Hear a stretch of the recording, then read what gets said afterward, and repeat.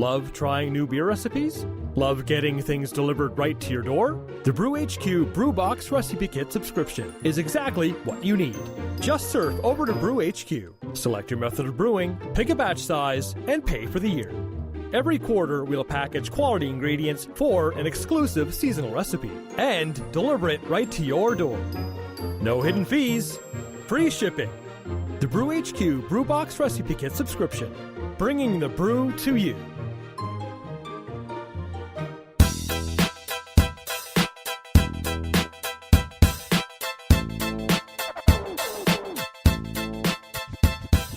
Hello listeners, we're glad to be back with you here at the Brew HQ Pitch and Prime podcast.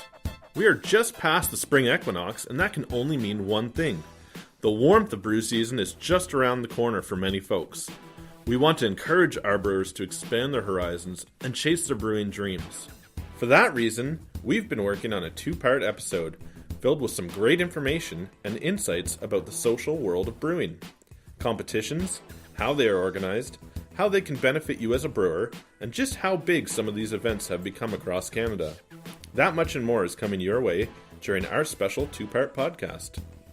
Our guest today, Eric Cousineau, president and founder of GTA Brews and subsequently the organizer of GTA Brew Slam. Eric took time out of his busy week to talk about his involvement in the homebrewing community. We will learn about the recently founded Canadian Homebrewers Association and how it intends to pave the way for an enhanced experience for all Canadian brewers. We talked with Eric about what he's currently working on, what he's brewing, and which brew pet is responsible for all that noise in the background. All that and more coming your way.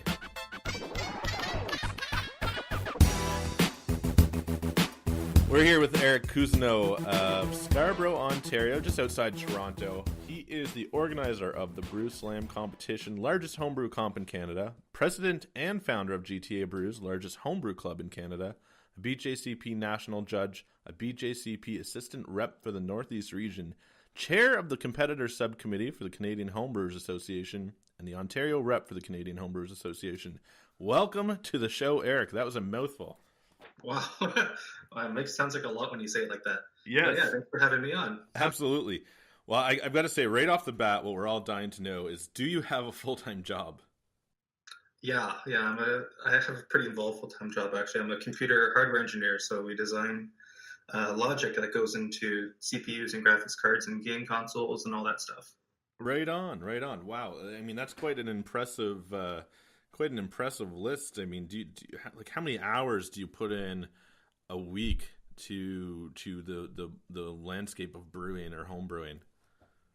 If I say it quiet enough, my wife might not hear me, but it's quite a lot of hours. I don't know if I have a good estimate, but at least probably 10 to 20. Wow, that's brilliant. I think it's less now, but as Brew Slam ramps up in the fall, it'll go up from there. Excellent. So you've obviously come a long way in the brewing realm, but take us back maybe to your humble beginnings and tell us a bit about when you began. I guess you would have started out with home brewing. Was your first step into the brewing realm, was it? Home brewing, I guess, is my only step into the brewing realm, but I've been a fan of craft beer for as long as I've been drinking beer at all. Even back in university, we would go out drinking and we would only go to places where we had interesting beer to try, and it was always fun to watch what would come online, what would be the new exciting thing. I remember when we first tried our Rauch beer, everyone was just talking about how bacon it was. And back, I don't remember what year it was, but I remember Optical Illusion from Flying Monkeys was a big thing, and right. It was the first IPA in Ontario, or I'm sure everyone has a different idea of what that first IPA was, but that was one of the first ones for me. And then once I graduated and I had a little bit more free time, wasn't studying all the time, I decided to get a hobby because my wife said, I'm going away for work. And she's a mining engineer who used to fly up to Nunavut and work 2 weeks at a time. So I had 2 weeks at home, just me and the dog, and needed something to do. So she said, get a hobby that isn't video games. Wow. So unlike 95% of the brewing population, you were actually not just given permission, but actually given the task of finding a hobby, which ended up being brewing. I mean, most of us have lost one or more relationships over brewing. So I think you've got it pretty good. I definitely have it pretty good. My wife is amazing. She comes to HomebrewCon with me every year. Beautiful. And, she loves it. She goes to club night and yeah, club night's the best. So you're going up to Rhode Island this year, are you? That's the plan. We got our flights booked. We got an Airbnb, so we'll be there. Are you guys going to be there? Well, I'm going to do my best. I'm convincing the owners of the company, that we really need to be there. And it just so happens that it's my birthday, June 27th, which is the opening day. So, I think I'm going to use that to my advantage and see what happens. We were there last year, met a couple good people, hung out with Zach from Toronto Brewing, talked to John Blickman a little bit about some new products coming down. I find that HomebrewCon is really the place to be when it comes to the brewing world. Yeah, and since the theme of the episode is kind of competitions, it's also the world's biggest beer competition, or at least homebrew competition.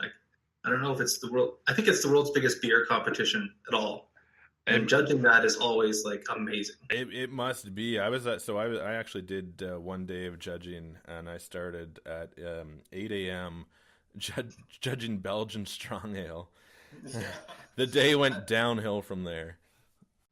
I don't know how that always happens at HomebrewCon for me. I think 2 years ago I started out judging Imperial Stout, and then in the afternoon I judged light lager. Yeah, it just doesn't. Who's in charge of these things? I guess getting 300 or 400 judges to all judge something and organize is an impossible task. Oh, the organization was fantastic, and we're actually going to talk a little bit about that later.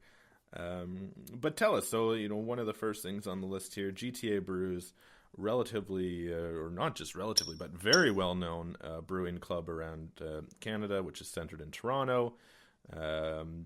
Tell us how that got started. How did you? I guess that was your first leap into kind of doing more organizational stuff in brewing. How did that come about? Yeah, so I started brewing in January of 2013. And it has happened when you start brewing, you start searching online for information and find different communities to join. And one of the ones I found was an online homebrewing forum that was local to Southern Ontario. It's called the SOBs, or Are You an SOB? It's no longer around, but right. That's where the five of us who started GTA Brews met. They were mainly online and weren't too interested in doing anything in person, so we decided we would start our own little Facebook group for people who wanted to meet up. Of course, and yep. It was called GTA Brews, and as we went through a couple of monthly meetings, people started joining and it started to snowball. Pretty soon we had over 20 people at meetings, and these days we have usually over 50 to 60 people at meetings. And back then, what we would do is we would meet up, we'd brew beer, and stand around the brew kettle, share homebrew. It's kind of like the most basic way to start a homebrew club, because it's kind of doing both of those things, drinking beer and making beer. And over the years, we've kind of formalized a little bit. Based on feedback we've gotten, people are more interested in learning as opposed to standing around drinking for 5 hours. It's not necessarily the most welcoming environment to walk into someone's house with 20 guys standing around half drunk. Right. So we try to make it a little bit more inviting. Actually, we put a lot of effort in making it a lot more inviting. We meet at local breweries, and we have guest speakers and an agenda and all that stuff. That's very, very cool. So it's gotten a little more formal, but it sounds still like it's wide open. Anyone can join. And tell me, so you've moved from Facebook. I imagine you have a website that people can find you at. Yeah, so gtabrews.ca is our website. We still have the Facebook group, okay, and that's kind of become our Facebook discussion group. Right on. And there's so many people talking on there that we try not to make that our main source of official club information anymore. We have our Facebook page and our website, and I guess we also have Instagram and Twitter and all that, but I'm mainly a Facebook guy, so we have other people who post on Instagram and Facebook or Twitter. Perfect. And what are your social media handles? We'll put them up on our website so people can find you. I think they're all just GTA Brews, all lowercase. Perfect. It's nice and simple. Works when you're cross-posting. That's right. And how many you say about 50 or 60, which is quite an incredible number, showing up to a monthly meeting. How many active members do you actually have? We have about depending on the year, about 300 to 350 paying members. And so that's usually how most homebrew clubs measure their size. But then people who don't have dues talk about like their forum size or their group Facebook group size. So, and our Facebook group is like 2,300 people now. Wow. Very cool. But active people, it's the paying members, the people who will pay every year to be part of the club. Right. And what is the membership due? And it's $25 for your first year, and if you don't lapse, it's $20 afterwards every year. Wonderful. Very cool. And then, of course, along came, at some point in time, Brew Slam. So you're also the founder of Brew Slam. Is that connected to GTA, or is that kind of a separate entity?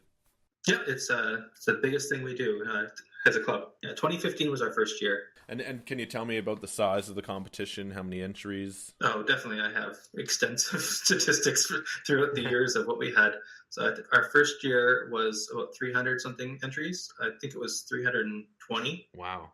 But as I talk, I'll attempt to pull up my spreadsheet. And that was the first year, and that was a lot of entries for us. It was pretty hard to judge. And we didn't have that many judges because we were fairly unknown, and it takes a while to kind of cultivate that relationship. Yeah, our first year was 318. Wow. The second year, I guess we had an established record that we could run a competition, and we still didn't learn our lesson about putting an entry cap on. So we jumped from 318 to 690 in our second year, and that was killer. Yeah, a lot of running around, I imagine. Yeah. It's been a long road of hard-learned lessons how to run a homebrew competition, because there wasn't really another huge one in the area that I would go to like every year. There was one down in Buffalo, New York, called AWOG, and that was kind of the closest one that I would go to and be kind of like, wow, I want to copy what you did. Very cool, Eric. I mean, it sounds like you got a lot going on, and I mean, myself, I've heard of the competition. It sounds like a fantastic time. I want to make it up sometime. Is it an open style competition? Do you have a particular style that folks have to try and achieve? I imagine with that size, it's open. Is it? Yeah, so we have our own grouping of medals based on what we think makes the most sense. Mostly modeled after the NHC, but with my own personal opinions mixed in as well. And yeah, it's wide open, mead, cider, and beer.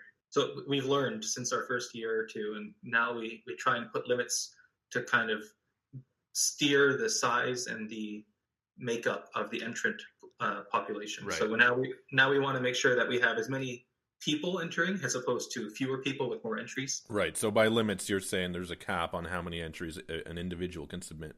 There is, yeah. So last year was 12. Oh my goodness.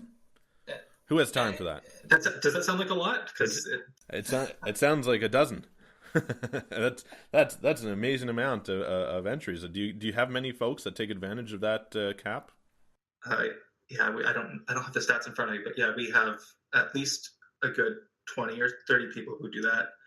Wow. Our 2016 was the last year we didn't have any kind of cap, and we had a couple people enter 40-something beers each. Oh my goodness.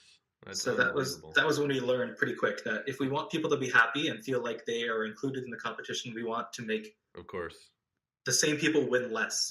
Right. Yeah. But it still has to be fair, because we want everyone to have the same chance of winning. It's just we want to try and steer it towards having more people win, so that more people feel the benefit of the competition. So, like our brothers and sisters down south, Canada now has its own Homebrewers Association, which is relatively young. Can you give us a bit of information on how that came to form and what the current agenda is? Yeah, so for a couple of years, so I guess the two people who are really the steering force behind it are Kathy Enley and Scott Bouchard. So Kathy was living in Ontario for a while. I think she's originally from BC, and now she's living in Manitoba. So she's judged at almost every competition in the country, which is pretty impressive. And she met Scott, and they decided that they would take the plunge and start it. So I've known Kathy for a long time and talked to her occasionally about what she would want to do to start an association, because we both have attended the HomebrewCon in the US for a long time. So you see what the Americans are doing, all the stuff that their association is able to kind of like run. Right. And it's really inspiring.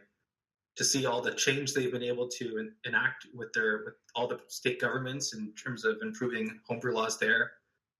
Mm-hmm. And that's kind of the inspiration for what obviously someday we would like the Canadian Homebrewers Association to be like. Right. Maybe with our own local Canadian twist, maybe we don't have some of the things that people aren't so excited about with the AHA, and maybe focus more on benefiting what people value in a Canadian Homebrewers Association. So the main thing would be right now is to connect homebrewers, because right now homebrew clubs, competitions, and homebrewers are fairly disconnected across the country. Mm-hmm. The clubs rarely talk to each other. Past attempts to get them to talk to each other haven't gone too well. Right. So this is the way that we've connected homebrewers, at least to start, is we have reps from every province whose job it is to kind of like watch what's going on and report back, and also kind of help represent the CHA in their area. So we definitely have some from BC and Alberta. Prairies, I believe, covers both Saskatchewan and Winnipeg. Okay. We have a territories rep. Ontario is myself. We have a Quebec rep and a maritime rep. And so homebrewers are welcome to reach out to these folks with any questions, concerns, or ideas they have surrounding homebrewing. Yeah, so like we're trying to focus on connecting people. So the first thing we did this year that we thought would help with that is to have a day where everyone is brewing at the same time, and kind of make everyone feel like they're part of a big event that's happening across the country. So that's kind of leading into what we're going to talk about with the Canadian Homebrew Day, which is where we're going to have people from across the country, whether that be a club, a person, a store, a brewery, whoever wants to participate. You can just register to add yourself to the list on the website so people can find you. And it'll show that there's events all across the country, and you can go join one. Yeah, no, that sounds fantastic. It's kind of the same ideology that Charlie Papazian had when he founded and began the American Homebrewers Association. And going back to touch on what you were speaking about earlier, I mean, it didn't just help homebrewers and the homebrewing hobby thrive, but he actually helped pave the way and change the landscape of commercial brewing. And a lot of his work can be seen in the types of breweries and the size of breweries that are opening today. So he I think that's kind of a neat idea to keep in mind when we're talking about the Canadian Homebrewers Association. Not how will it just help the individual homebrewer, but how will it help the lifestyle of brewing in general. Yeah, the AHA is truly an inspiring story. 41 years now of starting from a little store in Boulder, Colorado, and now a national organization that has lobbyists and runs homebrew competition in the state Capitol Hill and has changed laws even. Yeah, quite interesting. Very cool. I don't expect that we're going to be kind of influencing the whole craft brewing professional realm in the near future, because it's kind of already taken off. Yes, of course. They don't necessarily need us to tell them how to brew beer. There's lots of great breweries in this country already. Yeah, absolutely. So I'm going to move on a little bit. So you're also the chair of the competitors subcommittee. Can you kind of give us an idea of what that means? Yeah, so the competitions subcommittee is meant to focus on improving the quality of homebrew competitions in Canada, which is kind of like the mission I've given it, because it's a fairly new thing. We're still kind of having people join the committee, and haven't had our first meeting yet or anything. But the goal of the subcommittee is going to be to improve the quality. So whether that's going to be just acting as a place where new organizers can send their questions and then have a bunch of experienced people answer them, or whether we're also going to be working on a competition how-to guide where we lay out some of the best practices that we see and solutions to common pitfalls.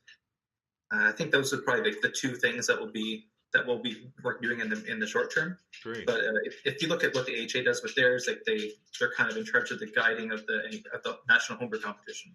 So we don't have one of those yet. Right. All right. We can hear some scratching in the background, and we need to know who's. It must be an animal. Who do we have here with us? Oh, well, that's Newton the corgi. He's Newton the corgi, the brew corgi. He was talking about his name. Yeah. He's a cute little pup. Excellent. He's curious, as he wants to be interviewed. Oh, he loves beer too. Fantastic.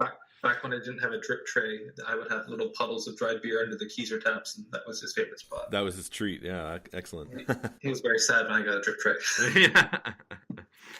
So, Eric, coming up in the second half, we're going to talk more about competition operations. But to get us started, give us a sense here, or maybe a taste, by giving us some memorable moments in brewing competitions that you've been involved with. What's really cool about it? What keeps people coming back? What keeps you excited? Well, as a judge, being involved in competitions is incredible because every time you sit down at the judging table, it's an opportunity to learn something. Or it's an opportunity to learn something about how to improve beer or just taste some incredible beer. One experience that jumps to mind is at HomebrewCon this year. I was judging the specialty beer category, and I was given the sticker of the beer I would be judging that has the description on it, and I read jalapeno pineapple pizza Pilsner. A controversial beer, if I say so myself. I started laughing really, really loudly. Everyone around me kind of stopped and looked, and I just said, I just have to try this beer. I'm so excited, but there's no way it's going to be good. And I said, I had that. Everyone has that kind of subconscious bias in their mind once they hear what they're going to be drinking.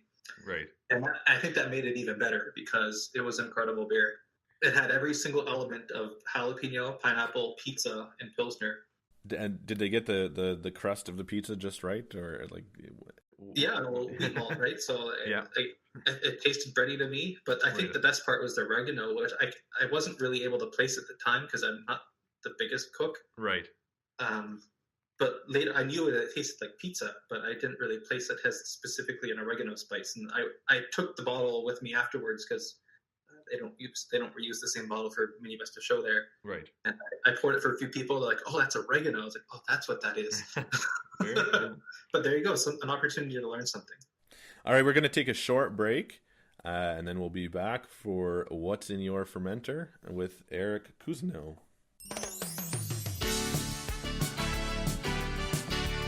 And now it's time for What's in Your Fermenter. Okay, Eric, we're here with the What's in Your Fermenter segment. So tell us, what do you have on the go in your fermenters right now? So right now, I think it was 2 days ago, I brewed my second iteration of American Porter. And the story behind this beer is it used to be my robust porter recipe back before the 2015 guidelines came in. Okay. And sadly, even though the style didn't really change that much or at all, the judge's approach to judging it changed quite a bit. So my old trusty robust porter winning recipe suddenly didn't have enough American hops. Well, that was What's in Your Fermenter with Eric Cousineau.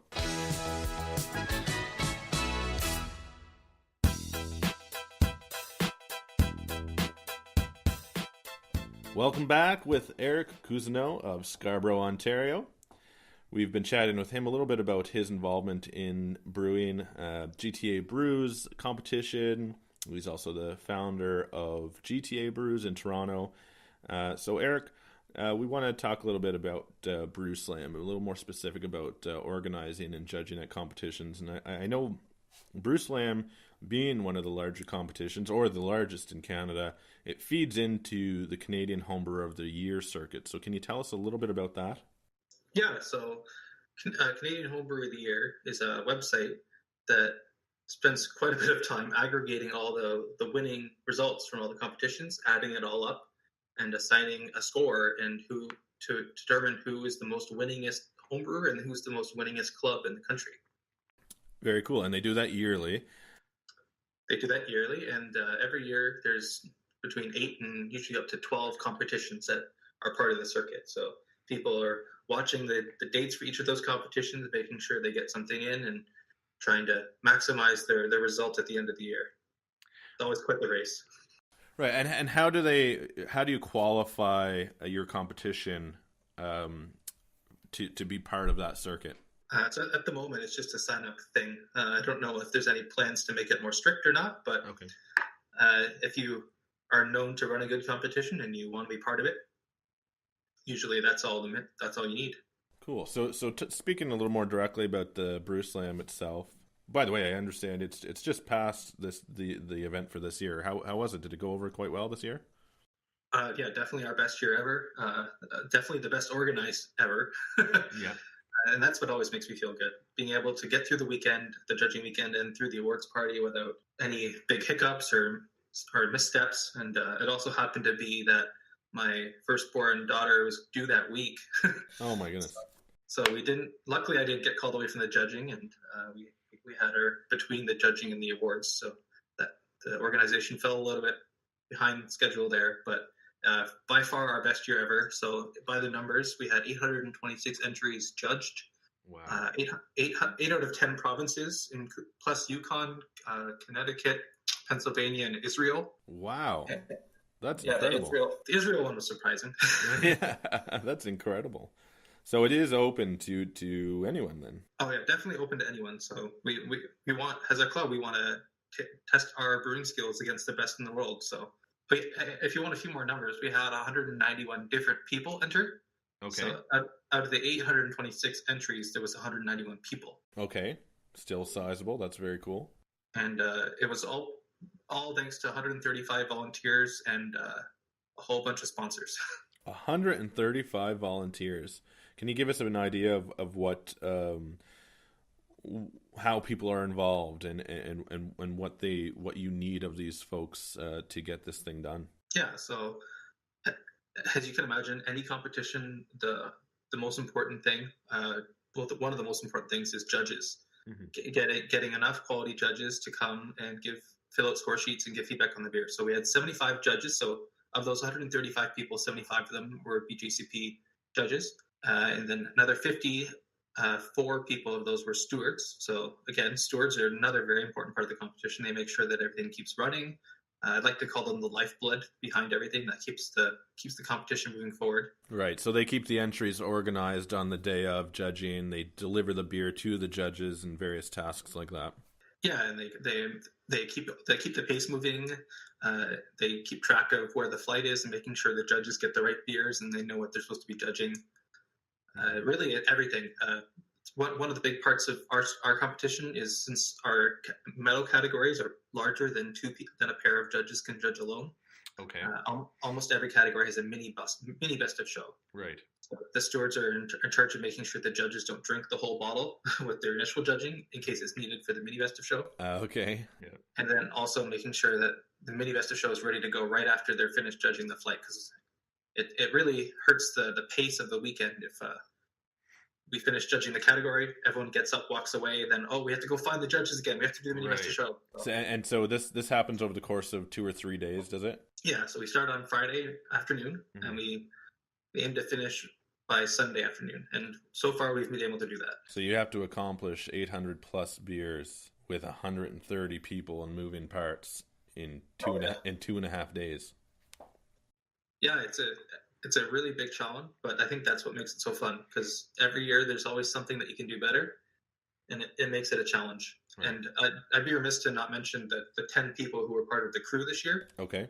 And the crew are the people who are spending like up to 6 months to a year beforehand, working to plan it, recruit sponsors, help recruit judges, plan out the logistics of how we're going to run the judging and get the awards, and helping promote it so that people know how great our sponsors are, or when the competition is open for entry. Right, and so that leads me kind of into my next question, because obviously a lot of these homebrew competitions, they're of course a non-profit, very low cost for folks to enter. So you rely on brewing sponsors, whether it's breweries or homebrew shops. So how many sponsors do you have to work with and have to kind of rally to get this thing off the ground? I'm just counting now. I think it's about... You're on the clock here, Eric. You're on the clock. That's okay. I think we have about 40 to 45 sponsors. Wow. And it's mostly breweries or homebrew shops? I'd say about half of them are breweries. Right. So our approach to sponsorship is usually we have a brewery sponsor the metal category. So like you can judge, and we like to theme it a little bit. So say you have a local brewery who's known for making really great German Helles. Right. So we have them sponsor the Pale European Lager category. Okay. Or another brewery that's known for their English Brown. We have them sponsor the English Brown categories. And so it kind of makes it fun that way. And it also gives us the opportunity to have the brewer who's known for making a really good example of that style come in and help judge the category. Okay, yeah, very cool the way you connect that, and it gives a little more meaning behind it. And so, what types of prizes are people winning at these things? Is there some real good stuff on the line here at the Brew Slam competition? There's some incredible prizes on the line. So, as you know, Brew HQ was the sponsor behind the Best of Show prize this year, which was a Grainfather. Oh, well, I didn't know that. No, I did. Well, I think you knew that. Yeah. So yeah, we had Chris from Ottawa win that, and we posted a picture of him brewing, and he actually came to our club meeting this month to meet all the people who helped make the competition possible, and Wow. we got to try his Dunkelweizen. It was a Dunkelweizen. Okay. And so half the sponsors are breweries, and the other half are homebrew shops, Okay. or homebrew supply or equipment companies of some kind. So it's usually equipment, ingredients, and beer that you win. What more do you need, really? What more do you need? Very cool. And where did you do it? So what venue? I mean, obviously you need quite a large facility to do this. So how do you go about finding a venue? So we've been lucky, as with any competition, who gets space for free.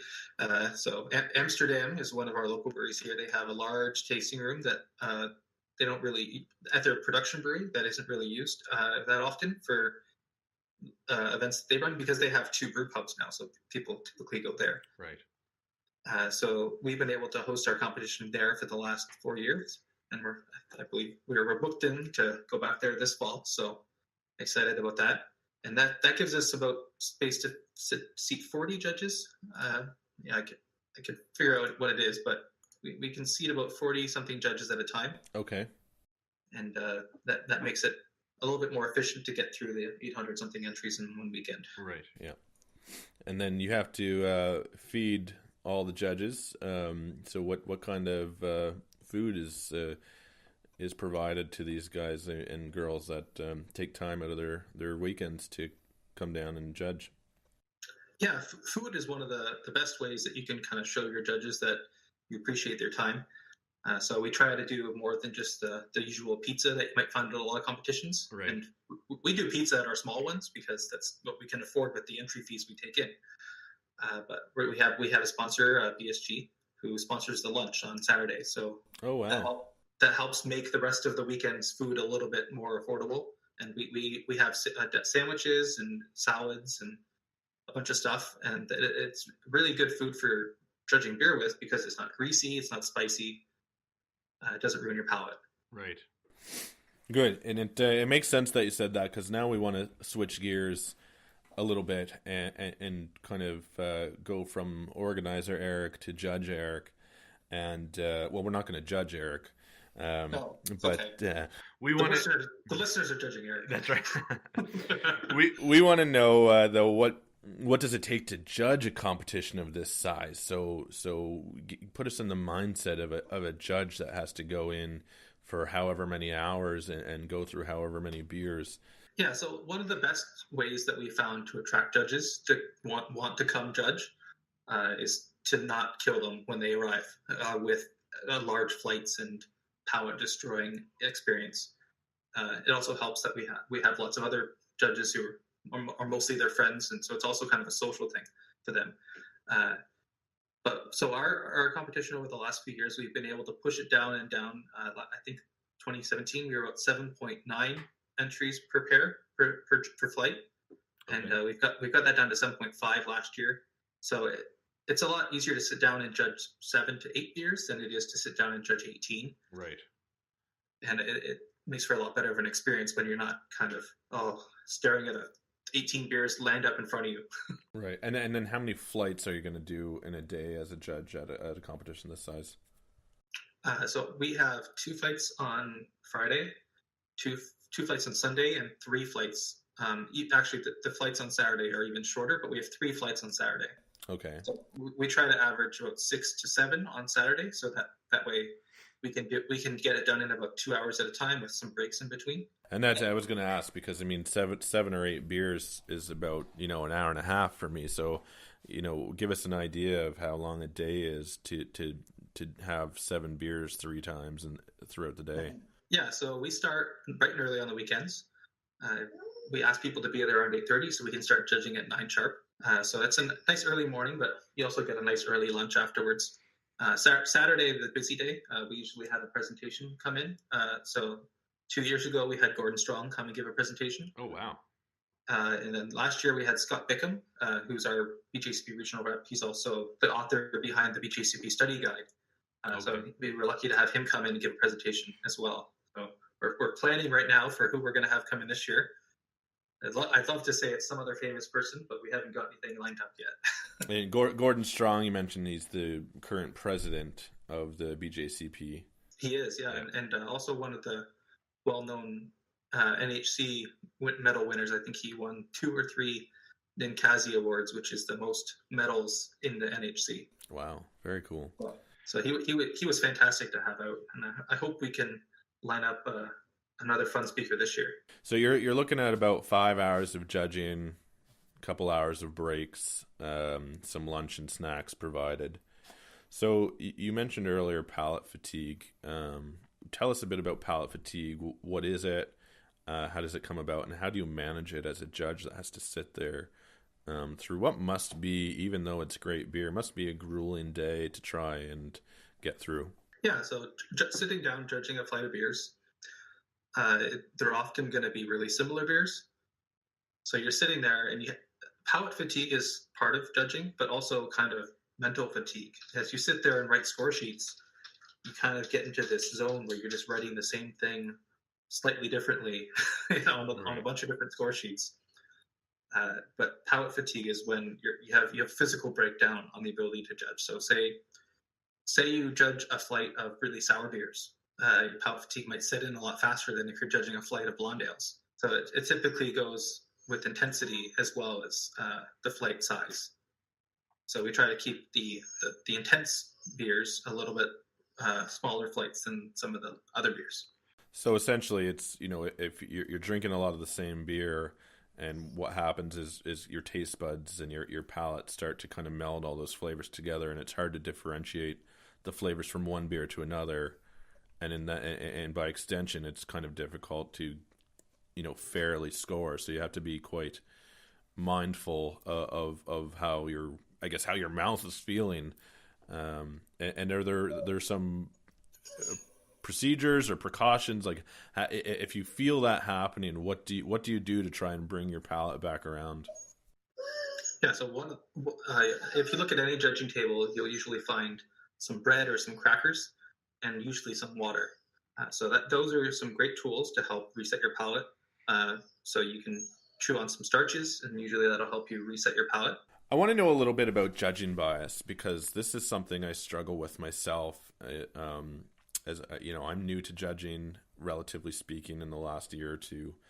And when I'm tasting a beer, I find it really hard to pull myself away from what I like versus what actually matches the style guideline and is appropriate for the style guideline. Can you tell us about your approach to judging bias, making sure that you're scoring the beer based off the rules, not based off your personal preferences?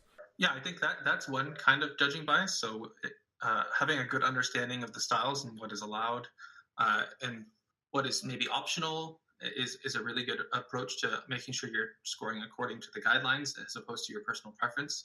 I think personal opinions is also another thing. Say someone has an opinion that crystal malt should never be in an IPA. If you taste any hint of any kind of malt in an IPA, it's wrong. And that's also maybe another kind of bias that can step in. There's a couple other kinds of bias. So one is that people, especially people who are new to judging, sort of become off-flavor detectors as opposed to beer judges. Right.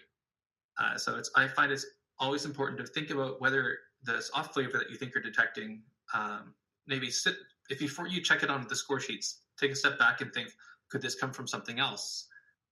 Could it be that this like vegetal flavor maybe isn't an off flavor, maybe it's just part of the profile of the beer because they used a certain kind of hop or because they used a certain kind of base malt.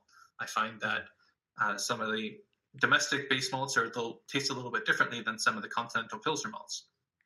Right, but could it not be argued though that if I do again using vegetal, if I do taste vegetal, whether or not it's from an unwanted compound or use of a certain type of hop, is that not still a beer fault, or is that looking at it the wrong way?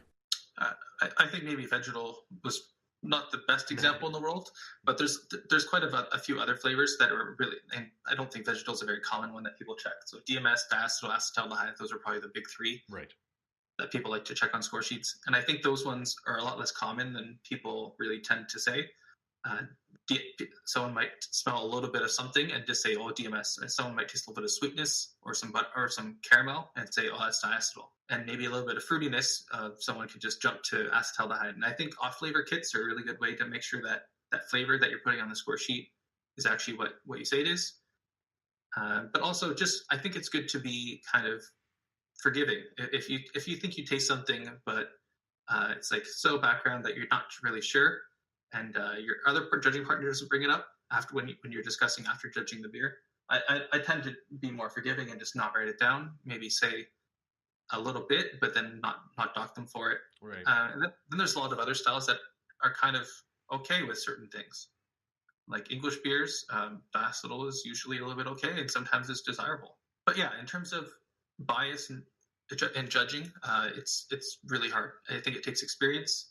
It takes a little bit of patience to kind of figure out what the common biases are and question yourself if you are falling to them. So that's something I try and do when I'm proctoring is when I'm sitting there filling up score sheets that people are going to be judged against, I try to make sure that I really question anything I put on the score sheet that doesn't kind of, that would probably be uncommon or would be kind of weird. So if I'm going to write something down, I'd be like, okay, what would someone else reading this think if they read what I'm writing right now? Right. Does it even make sense? Yeah. Does it make sense? Or could I be showing bias in terms of, oh, I was told this was a certain style of beer, therefore I'm primed to expect a certain flavor profile or a certain set of common faults that come with that style. Bias in terms of your what you think the style should be versus what the style is written down to be is one thing, but also bias in terms of maybe past experiences with drinking commercial beers or drinking homebrew of that style.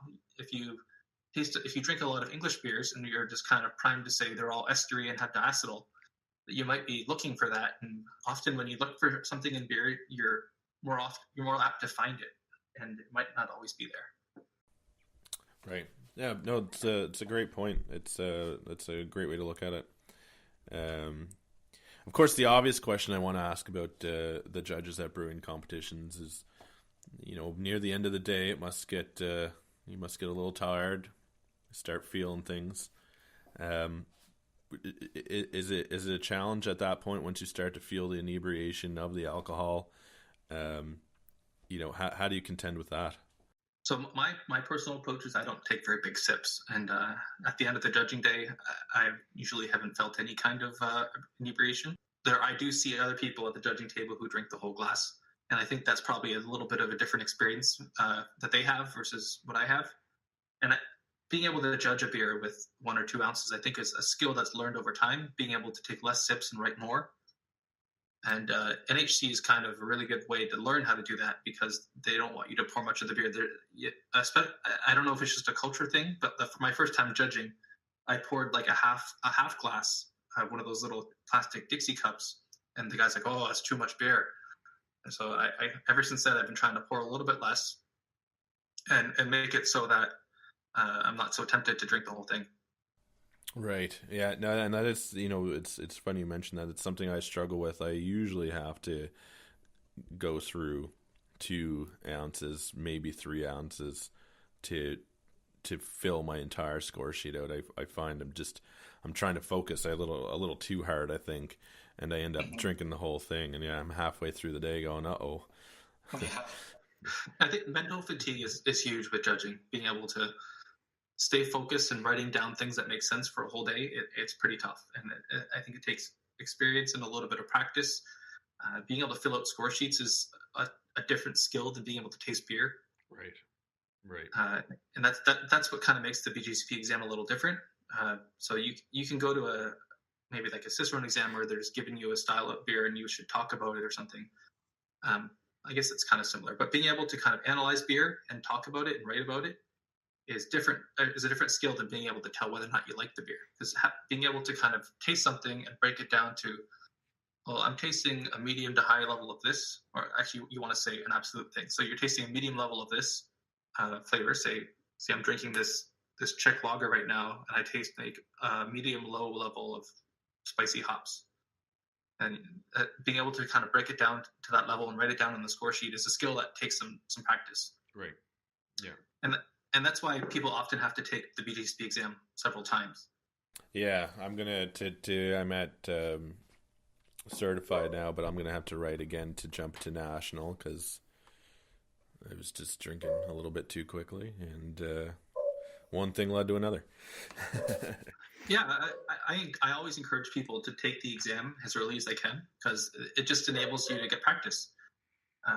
Same thing with whenever I have people sign up to take part in one of the BJCP exams I run in Toronto.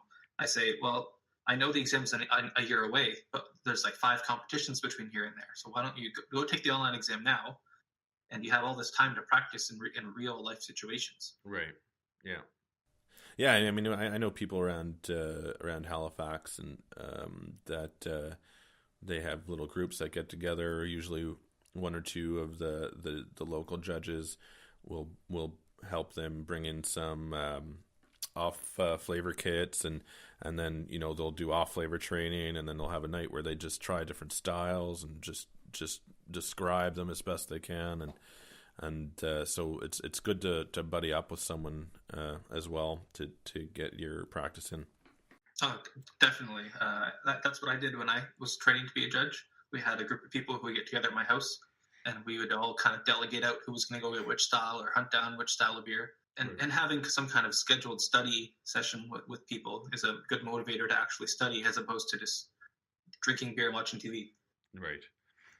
So why don't you give us an idea then what it takes to become a BJCP judge? We've been talking a little bit about the exams, so on, but how do you actually become a judge? How do you climb the ranks? Give us some of those details if you could. Yeah, so the program is set up with 3 different exam types. So the entry to the BJCP competition as a beer judge is you take an online multiple choice exam. I forget the exact number of questions, but I think it's 150 or 200 multiple choice questions, and you have about an hour and a half to do it. So it's quite a few questions. I think it works out to about 20 something seconds a question. Wow. So you don't have too long to think about it. So you just want to get. But the thing that I should say about that exam is pass fail. So once you pass it, it doesn't matter what your score was. You don't have to get perfect. You just have to pass. Okay. Because the result of that exam doesn't really do anything for you other than allow you to move on to the next level. Okay, so it's basically a preliminary exam that allows people to know whether or not they're ready to take the real exam. Yeah, so it's kind of like a minimum knowledge test that they want to have. Okay. So it tests on brewing, the beer styles, and other beer science, beer flavors. And I think there's some beer history mixed in there as well. Okay. But I think you can buy 3 exams for the price of 2, and there's also a free practice exam. So you can try out the 20 questions for free and see if you're even close. And if you don't feel too bad, I'd say just buy 3 and take one. You use one right away. See how you did. Right. Because I think it's $20 for three attempts. Right. Okay. And so once you have that grants you the title of provisional judge. That's correct, yeah. Okay, and then from provisional judge, I believe you have a year to take the actual test. Yeah, so the website definitely says a year. Mm-hmm. Conversations with at least the previous exam directors said that, hey, if you sign up for an exam and it falls just outside of the year, just let us know, and we'll waive the 1 year thing. Right. Okay. But yeah, so don't kill yourself trying to fly all the way across the country to get an exam that 1 week before your online exam expires. But you want to try and take it somewhat quickly afterwards. Okay, so after you have the provisional judge, you've signed up for a judge exam. What does that exam look like? Yeah, so it's called the beer tasting exam or the beer judging exam. I think the title's changed through the years, but what you do is you go to, everyone has to come in person this time. It's not online. Okay. And you're given 6 beers at 15-minute intervals, and you fill out a score sheet for each one. And then those score sheets get sent away to get graded. Okay. So it's just like you judged a flight of 6 beers, except they're all different styles. And how do they grade those? How do they know whether or not you've done well? So thankfully, all the grader training materials are free online. So you can actually just, while I talk, I'll kind of pull that up. But you're graded on 5 different things. So something I like to tell people is that you can get everything about the beer wrong and still get 80%, because scoring accuracy is one thing. So you could score completely wrong. Usually you're going to be pretty close anyways, even if you're not perfect. So that's only 20%. So where's my resource page? There we go. Yeah. So there's 5 things, and I'm gonna try to remember them while I pull it up. Score sheet guide. There we go. Yeah. So scoring accuracy, perceptive accuracy, aka descriptive ability, feedback, and completeness. So if you fill out your score sheet all the way, you complete all the required components, that's 20% right there. Okay. You give constructive feedback that doesn't assume anything and makes sense. You get another 20%. So, and then descriptive ability is where it's your ability to describe something, whether or not what you describe matches with what the other people in the exam described.